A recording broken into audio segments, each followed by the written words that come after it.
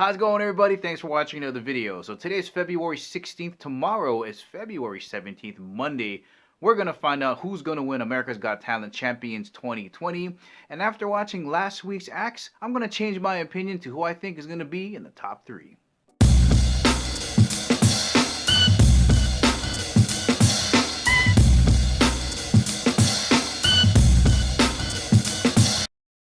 Let's start off with the acts that performed in America's Got Talent in different countries, starting off with Angelina, who I think has a very smooth and sultry voice, technically very good. She is a fantastic singer, but throughout her performances, it was kind of the same thing over and over again and not very exciting to watch overall, so I don't think she's going to make it. That brings us to Alexa and her dogs and her dog show, which is an average dog show. There's nothing too impressive about it, but I get it. She's a little girl. It's very cute. She has dogs. She's a dog trainer, but still not worthy of winning the finals. Then you got Boogie Storms, whose last performance was worse than their initial Golden Buzzer performance. I don't even know how they really got there. And that's how you know the show is rigged. Like, Simon just got in there and gave them the Golden Buzzer. They really don't deserve to be in the finals. Now on to my biggest change and just a gigantic disappointment in Marcelito. Now, I don't blame Marcelito for this, and this is how we know that this show is just straight rigged. We've seen his past 2 performances, okay? And if you're Marcelito, you are not thinking to yourself, hey, guess what, guys? I got this killer song that I know is going to win this entire competition, and it's going to be Beauty and the Beast. There is no way in his entire talented body that he would have thought by himself, I'm going to sing Beauty and the Beast. It's totally fixed, it's rigged, but unfortunately for Marcelito, not only is he not going to win, but he's not even going to crack the top 3.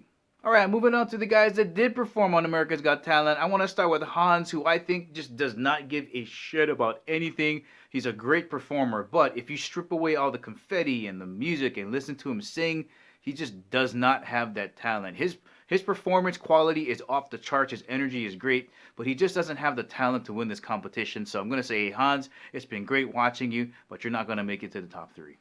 Next up, I want to talk about One Stroke Tyler Butler Figueroa, who I just cannot believe he's still making it to the finals. Guys, he is an average violin player at the most. I think he's just a very heavy sentimental favorite. Like I said before, if you compare him to the other violin player that was on this season's America's Got Talent Champions, that guy was way better. So unfortunately, Tyler, I don't think you're going to make it into the top 3.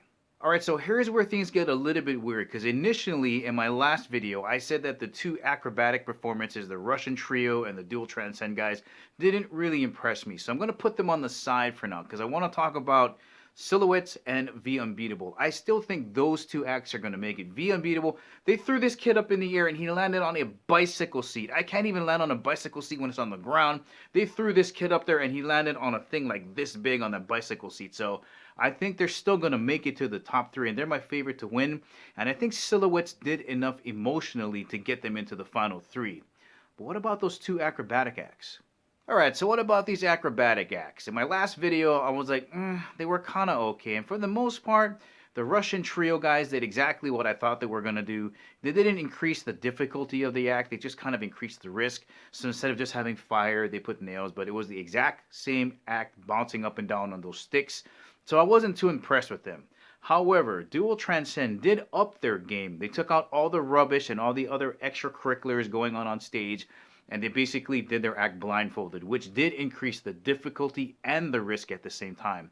So if I had to choose an acrobatic act to get to the top 3, it would be Dual Transcend.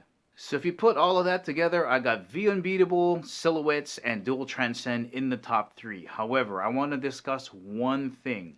If you consider that both of those acrobatic acts might be considered indistinguishable, to be the same, I would still have V Unbeatable and Silhouettes, but if those 2 cancel each other out, there is a strong chance that Tyler Butler Figueroa, the one-stroke wonder, is going to make it into the top 3. But I guess we're going to find out tomorrow. Guys, that's the ending of the video. I hope you enjoyed it. If you liked it, please give it the thumbs up. If you haven't subscribed to Kimo365, please do. And remember, I'll catch you guys laters.